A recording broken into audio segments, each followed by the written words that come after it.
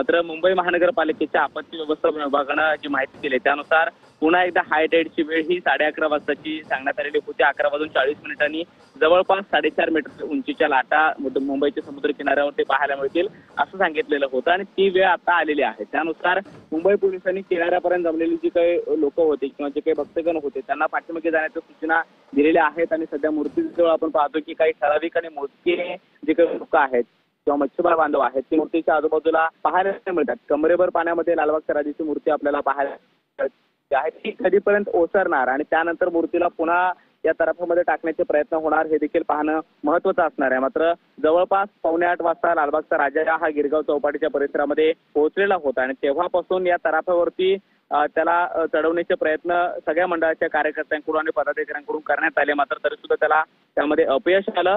मात्र हा तराफा जो आहे तो खास यंदाच पहिल्यांदा वापरला जाणार होता. गुजरातहून खास तराफा बनवण्यात आलेला आहे आणि आधीचा जो छोटा तराफा होता त्याच्या तुलनेमध्ये तिप्पट आकाराचा हा तराफा मोठा मानला जातो आणि त्यामुळे यंदाचं विसर्जन हे अधिक सोपस्कर पद्धतीनं करता येईल किंवा पाहता येईल अशी एक सगळ्यांची भूमिका होती. मात्र तराफ्यावरतीच मूर्ती न चढल्यामुळे हे विसर्जन जे आहे ते लांबणीवरती पडलेलं आहे. दरवर्षीची जर ही वेळ बघायची झाली तर या वेळेपर्यंत लालबागच्या राजाचं विसर्जन होतं आणि पुन्हा जे काही मंडळाचे पदाधिकारी कार्यकर्ते जे आतमध्ये विसर्जनासाठी जात असतात ते पुन्हा समुद्रकिनारी परतत असतात. मात्र आता आपण पाहतोय हे पहिलं वर्ष असावं की ज्यामध्ये लालबागचा राजा हा अजून सुद्धा समुद्र किनाऱ्यावरती पाहायला मिळतोय. हाय टाईड मध्ये वेळेची गल्लत जी आहे ती झाल्यामुळे मूर्ती जी आहे ती अजून सुद्धा समुद्र किनाऱ्यावरतीच पाहायला मिळते आणि त्यामुळे ही भरतीची वेळ कधीपर्यंत ओसरणार, पाणी कमी कधीपर्यंत होणार आणि त्यानंतर मूर्तीला पुन्हा या तराफ्यामध्ये शिफ्ट केलं जातं हे पाहणं महत्त्वाचं असणार आहे.